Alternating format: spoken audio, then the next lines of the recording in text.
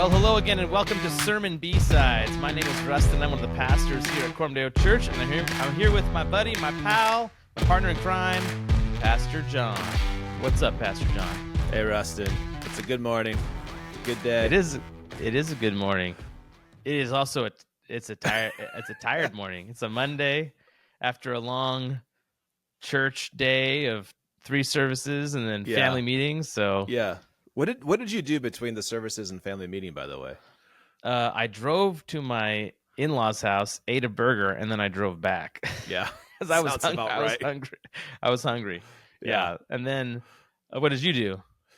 I went home, had some lunch, passed out for like an hour, and then came back. Yeah, I had a little more in the tank than you because I didn't have to preach 3 sermons. Yeah, there was something about preaching yesterday. Like my chest hurt. Like you know when you bench and like there's the muscles, like there's just like a tightness in it. Yeah, it's like, oh, I don't know if I was talking extra loud or like, I don't know. You know, sometimes like you're more tense for certain sermons than others, and for sure, that was weird. Yeah, so I was wiped out, and then it was a late night last night. Yeah, it was good. It was a good night. We got to celebrate you at the family meeting. That was fun. Yeah, that was wild. I'm still spinning on that one. Sending you to Belize. It's gonna be awesome. God, it's crazy. Yeah, that was wild. So we are. I'll bring us back to the land of sermons now. What we're supposed to be talking about. So we're back in Exodus after a long break. We had Amos, and then we had the whole Easter series stuff with the Christ, our mediator stuff, Christ alone, and now we're back in Exodus. And I know that Exodus here is interesting. You and I have talked about in the past that there's a lot of redundancies between this part of Exodus and stuff that's happened before, right? But along the way, there's also a ton of like gems. I would call Exodus 33 and 34 kind of like monumental moments in the book of Exodus. Moments that get turned into songs. I think about the song Rock of Ages, right? Yep. There's a lot going on there, but there's a lot of similarities between even this passage and Moses going up on the mount, and then Jesus or in Moses going up on the mount earlier before the golden calf incident. So it's like he's doing it all over again. Yeah. But there's really important differences. Yeah. So I thought maybe you could kind of unpack a little bit that kind of the bigger framework of how we think about the repetitiveness and the differences of this kind of scene with Moses on the mount versus what had happened before. So are you in 34 or 33? 33. It's all kind of in the same moment of going up the hill. But 33. Because 34 he goes up and he gets the law again, and that's where you have a lot of the repetition of the 40 days, the 40 nights, the same laws, the same movements. Yeah, a lot of people. So you're talking 33. Yeah, 33. But he goes up on the mountain 33, and where he sees the backside of his glory, right? Yeah. And that's different. That's different than what happened before, right? But it's also correct. He goes up again to get the law again in 34. So there's a whole bunch of repetitions from here on out in the entire book of Exodus. But there's like parallels and then there's differences. So this particular one is like he's meeting with God again, right?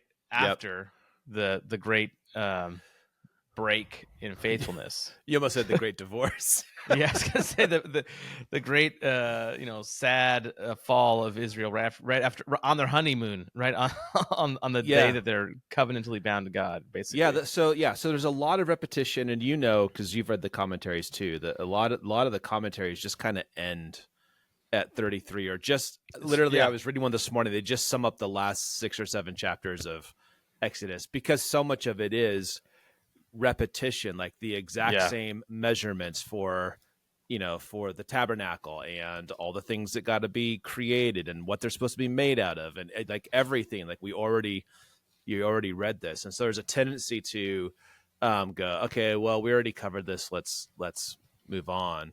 But the fact that it's recorded again probably means we should read it again. Yeah. There's something important going on. So uniquely in chapter 33, like you mentioned, Moses has been up to the mountain before to talk with God, and he's had these interactions with God, but all of the interactions before 33, those interactions aren't they're not predicated on like the sin of Israel. So when Moses talks to God in the burning bush, it's about sending Moses to, he's going to send Moses to deliver Israel from slavery. It's not about dealing with Israel's sin per se. And even in chapter 19, and that's not to say that the sin isn't there, but it's just the nature of the interaction is different. And in chapter 19, when they're coming to the mountain, and then on 20, when he's up and he's receiving the law from God, he's receiving the law, but it's not in response to some violation that Israel as a whole has made. And in all of the interactions up to 33, they're missing that Israel has broken covenant or has done something and God is angry and there's going to be punishment. That's not part of any of the arrangements up until 33, where 33 is all about that. It's all about they've broken the law, they've broken the covenant. Now there are going to be consequences, and God communicates those with Moses. And now Moses is interacting with God, dealing with and confronting the sin of Israel. And that's unique in the narrative of Exodus up to this point. That hasn't. Yeah. Again, it's not to say that Israel wasn't sinful, but that is not the main thing that is being dealt with in the text up to this point. And now in chapter 33, it is exclusively the problem. Yeah. So you have this interceding that's happening with Moses, right? It reminds me a little bit of, in the golden calf incident, it's funny because Moses is doing a very similar thing there when he's talking to God about that particular incident, so he's pleading with them to not, to forgive them of what they've done. But then he goes down and talks to Israel, and he's like, you guys, he's like super he's super angry and frustrated. But here in this particular passage, you also have God basically telling them to get up and go, right? Like get up from here, and they're leaving Sinai. And then you have Moses, meeting with God face to face, and you have him explicitly asking to, see, first off, he says, if you're not coming with us, like we don't want to go. Like, there's a heart for Moses that he has the right heart when it comes to God, because this is what makes, I think you mentioned this is what makes Israel distinct and different, is that they are a people that God has called to himself. Yeah. And so Moses as mediator is calling, like, it's almost like God like hints at this idea of what if he didn't go with them to Moses, right? Yes. And then Moses plays this part of the proper part of saying, no, there's absolutely no way. We're not going anywhere without you, right? Yeah. And then and it serves as a major disruption in the story up to this point, because from chapter 3 and 2 is really chapter 1 and 2 Exodus is like the introduction to the situation in Exodus, how Israel got stuck there. And then chapter 2 is how Moses came about. And then from chapter 3, it's really about Moses and God's pursuit of Moses and interacting with him. And the whole story from chapter 3 forward has been God's going to deliver his people so that they can worship him, right, outside of Egypt. God's going to be with them. Yep. Right. And that's the whole reason for the plagues. Everything is moving that way. And so that plan now really for the first time is disrupted and threatened, because we find out, Israel broke the law, right? And God was angry. They're a stiff-necked people. And so he's still going to send an angel before them. They're going to get the land of promise, but he's not going to be there. And him being there is actually the point of the whole story. Right? Yes. So it's like this chapter, it's like it threatens to undo everything that has been done in Exodus up to this point, so much so that if Israel goes to the land and establishes themselves and God is not there in their presence, then the story of Exodus is a failure. Failure, yeah. It's a total failure. Absolutely. Yeah. So that's kind of hanging in the balance in chapter 33. Like what is going to happen? Because God says, I'm not going to go with you. You're a stiff-necked people. So off you go, kind of. And now they got to leave the mountain. And what's going to happen? Yeah. It's almost like God is allowing this drama to play out. God obviously has his plan for what he's going to do. Yeah. But he's allowing this drama to play out and not even threatening, just basically saying, no, I'm not going to go with you. Yeah. Right. Yeah. Yep. In order for Moses to play a role that ultimately points to Christ and how, Christ, what does Christ do? He goes where we cannot go in order to make a place for us so he can bring us to the Father. Yeah. Right. Yeah. And so there's a place, God threatens the people in this passage with, like, I can't go with you. You're a stiff-necked people. I'll consume you on the way. Right? Yeah. I can't be with you without consuming you. And the people, hear that and they're mourning and crying out about that. But Moses, meets God and there's this interaction. And it seems like a lot of that is also set up for some of the stuff that happens in Exodus 34 that's also unique. Yes. Yeah. Right. Yeah. So there's obviously just tons of Christological types in this particular passage and in the next one. But there are some major themes that you hit on in the sermon that I think would be good to unpack. Mm-hmm. And one of those is this idea that we see in Moses of pursuing God as the highest good. Yeah. Right. Like, I can have the promised land, I can be with the people, but if I don't have you, it's nothing. Mm-hmm. Right. Now, Mm-hmm. maybe, and there's a couple angles I'd like to explore with that particular theme, but the first one is just like the direct method. So what is that? What's the key lesson there? Like this idea of knowing God as the highest good that Moses teaches us here. Yeah.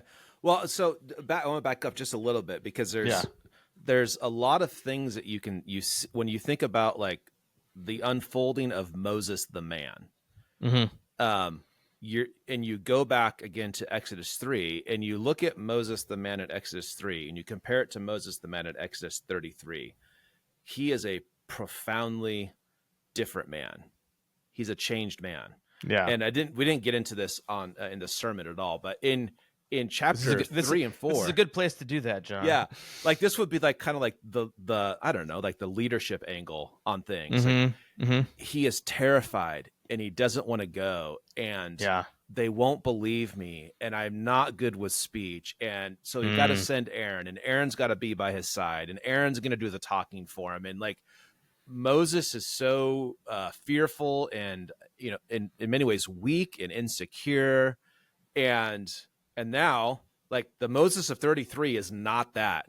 Like he is bold when he's like he's coming before God. Aaron's gone. He doesn't need a mouthpiece anymore, right? He's not worried. He's a man of conviction and confidence. And I think there's something about like the way that God like forms character in people is through conflict and calling them into things that terrify them, but then proving himself faithful in those things. So think about each of the plagues. Like Moses witnessed that too.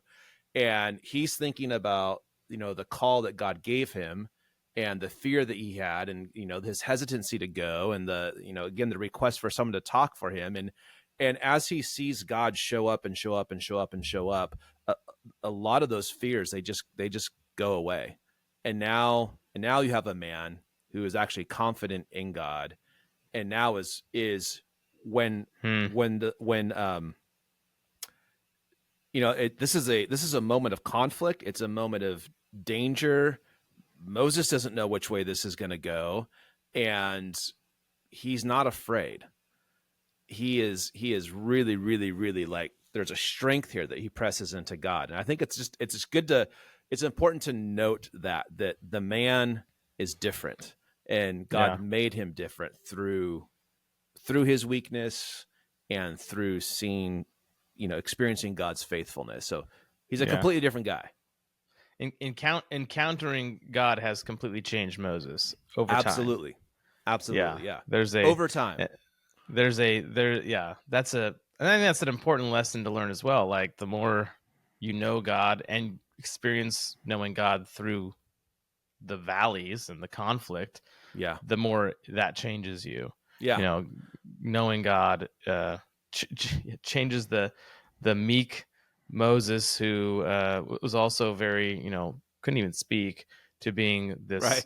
bold man of boldness. Yeah. Yeah. The stuttering Stanley has become the bold Well, man before God. it reminds me of smeltering stuff. Like, you're taking all these minerals and you're melting them down under high pressure and Yeah. and heat, and then you get this hard, metal afterwards, right? Yeah. Yeah. There's a some of that going on here as well. Yeah. Absolutely. So part of that that you just described is the, the outcomes of knowing God as your highest good. So Moses has learned to love God as his highest good, and that seems to be his source of emboldening, his source of growth and strength. Yeah. Yeah. And so this this picture of a man who desires God above all else, and the knowledge of God above all else, and the presence of God above all else, is for us a model. It's a picture also of us for us of what Christ is like. Yeah. Christ prioritized the Father above all else. Yeah. And it's also a model for what we ought to seek. So Yeah. maybe you could touch a little bit on what does that actually look like on the ground. Yeah, I was just thinking that, like, you can see Moses in chapter 33 and go, that's the guy you want to be, or 34, or wherever. That's the guy you want to be, and yet that's not the guy he was, and that's not where he started. And if you want to, like, well, how did he get there? Well, it started by just obeying. Right? Yeah, that's what it was. Moses was afraid. He was unsure. And God was very gracious in accommodating him in that, and providing Aaron to help him get there. Yeah. So God is gracious for sure in that process. But, like, the first step is, like, just do what God says. Like, if you want to have character, if you want to be bold, if you want to have strength, like, you don't get that overnight, and you're not going to get that just by reading some book on it. Like, you're going to have to do something. Yeah. And you're going to have to go through some experiences that are hard, but it just starts with, like, do the right thing and then do the next right thing. And just take those steps of obedience. And it's somewhere you end up at after a bunch of those steps of obedience. Yeah.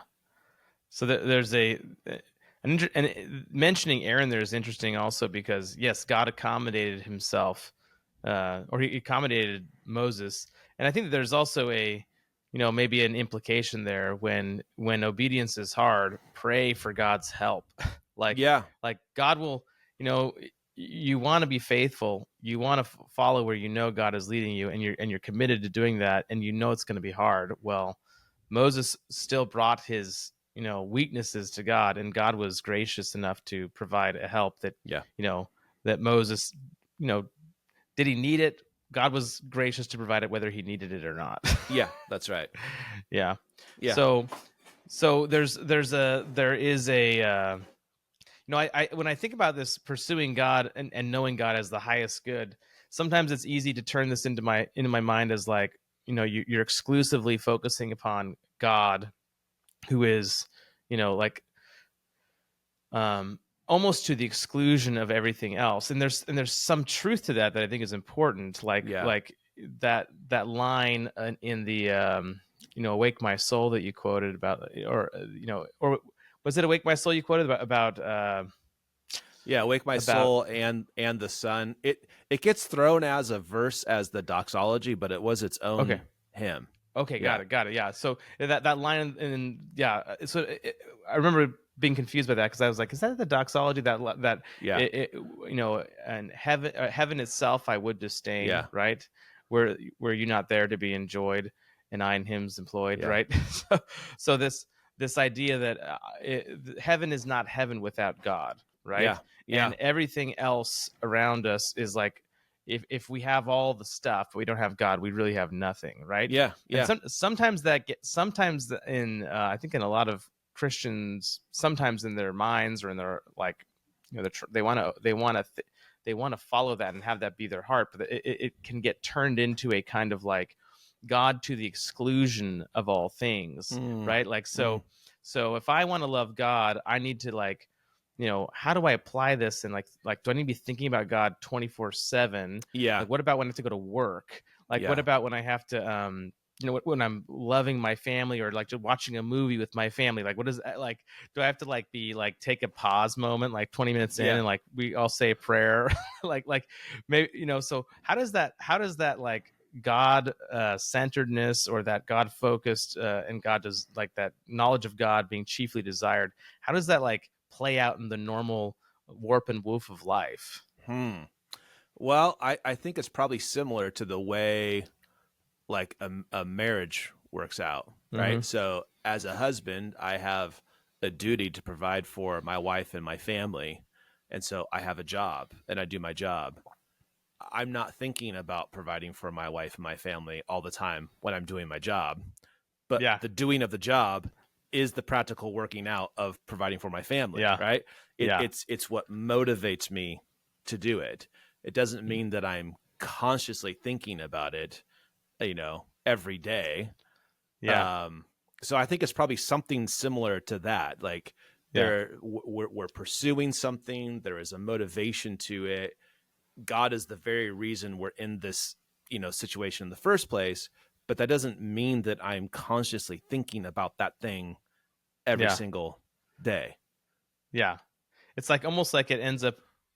I think it's almost like it ends. The love for God ought to orient all the pieces of life, Yes. not diminish them, Yes. right? Yeah. Like there's a kind of like I don't know. I think about it like um, there's an Augustine quote that this reminds me of, where he basically says something to the tune of, "He who loves, your gifts without or loves you." Gosh, I'm butchering this, but like he says something about how he, anybody who loves God's stuff without loving God as the reason for that stuff doesn't like enjoy that stuff properly. Like basically, Mm-hmm. the gifts of God are to be enjoyed as gifts of God. Yeah. But if you could have them without God, you're not actually enjoying them Mm, rightly. mm, And mm. because you're separating the giver from the gift, Yeah. but it implied in that Augustine line of thinking is that we're actually supposed to love the gifts as gifts from the giver, Yeah. but we're supposed to be somewhat loose-handed with them. But the way we appreciate and love the giver is by acknowledging what he's given us Yeah. as from his hand, and that also allows us to, when he takes them away, to be like, well, I still have you. So Yeah. there's a freedom there from, you know living on the roller coaster of life based on just your circumstances, Yeah. but at the same time a freedom to enjoy the ride. Yeah. Yeah. Yeah. Yeah. Like enjoy the things as they come. Exactly. Yeah. I'm thinking of, imagine it's Christmas morning and you get a gift for your kid, and your kid looks at the gift and sees it's from you and just goes, "Dad, I don't even want to open the gift. I just love you." And you're like, "Yeah, I know, and I love you too. But I gave you this gift as an expression of my love. I want you to have this, right? Like, it's okay to open the gift and enjoy it because you understand that the gift is an expression of the love. The gift isn't getting in the way of that. Yes. It's actually an extension of Yeah. that love, an expression of that love." Yeah. So there's actually more reason for Christians who know God to enjoy the good things of life, the meat and potatoes and the Yeah. sunshine on a spring day, than there is for someone who exclusively just thinks they just have those things. Yeah. Yeah. Right? Because they become completely, everything becomes completely oriented to that. When you know God, and you know God as primary and as your, your, what you desire above all and your highest good, then it orients everything else, and it actually lifts those things up. It doesn't actually diminish those Right. things. I think of it like a lens that you look through, right? You're not always like, you're not looking at the lens, but you're looking through the lens. And I've thought about this consciously. Like, I love the mountains, I love snow, I love being up, snowboarding or whatever. And if the family is with, that's even better. So there's like always this moment when I'm up there and I'm like, I have this thought like, God made this just for me, right? This is amazing. And then I wonder, what is everybody else like on the ski lift right now thinking? Are they thinking this is a gift God gave them? Or it's like, this is just mountains exist and snow, it's like what a wonderful coincidence. Yeah. It's like, there's a whole joy that's missing from the experience, because they don't know that this is a gift that God gave for their enjoyment. Yes. And so there's a deeper level of joy in the good thing, because I know it's a gift that God gave me. Now, in saying that, I'm not thinking that the whole time I'm up there, Yeah. but I am aware of it the whole time I'm up there, right? I'm looking at that through that lens, always aware, but not consciously thinking like, don't enjoy the snow too much because it might distract me from God, No, and I think that when the life is oriented around that first kind of principle of it being a gracious gift from God, you actually can just enjoy the things. Yeah. And you're enjoying them in that context. And it's like, just it kind of reframes it. That's like, you use the word lens. I'm thinking in terms of framing, like it frames and orients all those experiences. Yeah. So yeah, for sure. The last thing I wanted to touch on here was this, specifically the last part of Exodus 33, where he's where Moses makes this request to see God's glory, like, show me your glory. Mm-hmm. And there's a bit of a I don't know if you call it a rebuke, but there's a bit of a response from God that says, you, like, a little bit like, you don't know exactly what you're asking for, mm-hmm. right? And kind of John Calvin letting joked us know around that like the other requests were sober requests, implying that this is a drunken request. Like, Moses has no idea what he's talking about here. He doesn't know what he's talking about, and it's a dangerous request, right? Mm-hmm. And yet it obviously comes from a place in Moses that is good. Like, he wants something that's good. Mm-hmm. There's a problem though with what he wants. And yet God graciously grants the request somewhat by letting him see. Mm-hmm. I think the translation that I'm used to growing up was that it says like, my backside will pass by you. Right? Yeah. So I don't know if the new translations say that, but I remember reading that as a kid and going, what does that mean? Yeah. Right? And he tells them that all my goodness will pass by you. So they could maybe unpack a little bit what's the danger and what's going on there with God accommodating even that request with his goodness passing by. Well, for Moses to ask to see God's glory, I mean, the problem is that God's glory is going to consume Moses, which is why God can't be in the midst of Israel, because they both have the same problem, right? There's a sin issue here. And so for Moses to say, God, I want to see your glory, is like for it's like, you have a piece of paper and you go, I want to be as close to the flame as possible. It's like, well, it's gonna burn you and you're not going to exist anymore, right? That can't happen. So on the one hand, throughout chapter 33, what you see Moses doing in three different situations is like, he wants God. Like, this is the John Piper desiring God chapter, right? Totally. If I have found favor, show me who you are. I want to know you. I want your presence. I'm not going to the land of promise if you're not there. And now it's reached this climactic, your glory. I want to see your glory. Well, the problem is he can't Moses can't see God's glory and live, Yeah. because the intensity of God's holiness, of God's glory, is such that it would just absolutely destroy Moses. I remember hearing a pastor talk, like giving an example, like you just get like a little sliver of what this might be. But he talked about, if you've ever been in the presence of somebody who is truly like globally known and famous, how inferior you feel around them. Right. And and the difference between you and like a human being that is great is so like minuscule compared to the difference between like us and God, who is great. It's like, it would just absolutely destroy you. So it's beautiful. I think I said this in the message. It's beautiful and dangerous. It's beautiful because Moses just wants God. He wants to see God.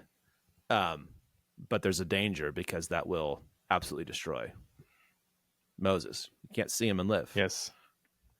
Yes. And so God is going to be gracious. And there is a way. Rock of Ages. Yeah. Yes. So the response from Moses, the response from God, when I read this passage, I think about how there's kind of there's a bit of the when he says you can't see my glory, you can't be in my presence. I think about how Jesus as our mediator, rather than accommodating the fact that he can't be in his presence, Moses can't be in his presence, with Jesus bearing the sins of his people. Yeah. He doesn't let his goodness pass by. He doesn't let him put him in the rock, right? Like he gets put into the engulfed into the holy wrath and glory of God against sin, and in order to become the rock that we can be cleft in. Yeah. And so it's interesting when you look at some of these typological kind of scenes. It's like, okay, so Moses is acting as Christ, and yet he's kind of like resting in Christ because Christ is the rock. And at the same time, it's like, well, when Jesus is the mediator, he gets the exact opposite treatment. Yeah. There's a kind of like you start to examine one side of the gem and you go, wait a minute, over here, there's this other piece that's pointing to Jesus in a completely opposite way than what we see in Jesus. Yeah. Or sorry, in Moses. And there's, it's one of those passages that I keep, when I come back to it, I look at this particular part and it sticks with you because of, like, one, Moses' just desire to be with God. Two, God's like, you can't, and then there's this other way, and it's that his goodness is going to pass by, and yet it's the goodness passing by when he's cleft in the rock. So it's like you have the goodness is what, like the grace of God, right? Yeah. In the grace of God, but then he's also engulfed in the grace of God, which is the rock. Yeah. Yeah. So I don't know. It's one that it doesn't surprise me that they wrote a song about it and how it points to Christ. Right. Yeah, and you have on the one hand, Moses, who is functioning in these chapters clearly as the mediator. Yes. And very, very clearly in the next chapter. And he can't see the glory, but then when the real mediator comes, Jesus talks about the glory he had with the Father before and being at the Father's bosom. And so here is a mediator in Christ who actually can see the glory of God. Yes. And live. Yes. Because there's no sin in him. And that means the glory that he reveals to us is a greater glory than the glory that Moses reveals to us. Yes. And it also points to I believe Paul talks about Christ, the body of Christ being a veil to that glory, right? Like there's the body when Christ shows up, he's in flesh, right? In the incarnation, there's a revelation of the glory of God that is at the same time a veiling of the glory that would consume us. Right? Yeah. It's like all those things are happening at the same time with Christ in this. And I think of that rock as also like being a veil, like, the veil veiling us from the glory that would consume us. That would consume us. You know? Yeah. Yes, this is it's one of those areas where there's just a lot of prisms and like different angles on it. Yes. So Yes, sir. It is. so anything that you would want to add to the call here to the example of Moses in this interaction and the picture of Christ, obviously has a call to it, which is, you have to. It reminds me of this T.S. Eliot poem where T.S. Eliot's talking about like the modern wasteland and everybody's given up on anything transcendent, and it's become just a complete like moral wasteland, right? And he describes it as this place of like dry earth, and there's no water, and the cricket just constantly moaning. And then in the middle of this poem, he says, but there's shelter under this red rock. Come under the red rock. And it always reminds me of this passage as well. That's good.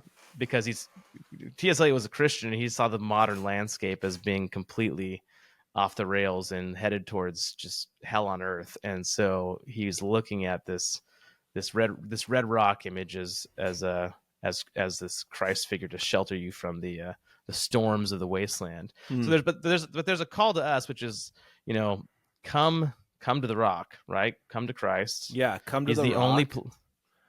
And pursue the knowledge of God. Like yes. when I read this chapter as I was preparing for it, I went back to J.I. Packer's Knowing God. Yeah. And that, if I was to say there was one book that like changed the trajectory for how I thought, it was that book, because he stresses so much the importance of knowing God. That's where that quote from Spurgeon that I started with, that's the first time I read that. And I remember reading that as a young guy in youth ministry and just being like, wait, what? Like you can know, you can believe in God, but you can know God, right? And you can pursue that. And that was, I think of all, like early on, the theologians that really impacted me, the one was R.C. Sproul, but the one book that like just changed the direction, it was definitely Knowing God. So I would recommend, if you haven't read Knowing God by J.I. Packer, go get that book and read it. It is a fantastic book. And he really stresses the importance of like the difference between like a Christian and a non-Christian is like a Christian knows God. Yeah. Right? That's the fundamental thing. And and he just unpacks that for the whole book. And it's not a very long book. You can read it. Yeah. Fairly briefly. So quick question for you on that one. Did you happen to read that book with David Richmond? I think that David was not in the picture at that point. I think he had moved on to I think went to school in Bellingham. I think he went to school in Western or something like that. Okay. The book that we read together was Calvinism Documented, Defended, and Defined. That was like, that blew my mind. That was a big book. Yeah. That blew my mind. The reason I ask is probably in 2001, David Richmond actually recommended we all read Knowing God when I worked at summer camp. And that book had a profound impact on me then as well. And I can remember later in life praying. I've told this to the youth group at different times. I remember praying, like probably in one of the more lower parts of my life in terms of just like, I don't like, what am I doing with my life? Like probably my teens, and I was, probably some areas of my life was off the rails, right? In my heart. And I remember praying, God, I want to know you. Would you help me know you? And I look back on that prayer as being a big, huge change in my life. Yeah. And I believe God has really answered that prayer. And the amazing thing is linking it to this passage is that the rock is all about the God you can't know being able to know him, because the rock brings you into his presence so you can know him. Yeah. And so it's only safe to know him from the rock. Yes, exactly. And that's God's provision to us who in our sin could never know him. and it shows his heart that we do know him, that we Yeah. would know him. Yeah. And so it's I think that God loves to hear those prayers. Help me know you, because he obviously is invested in wanting us to know him. He sent Jesus. Yeah. Right. That's right. So That's right. anyways, I think that's probably a good place to end. All righty.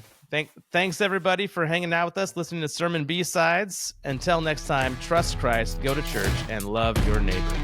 See ya. See ya.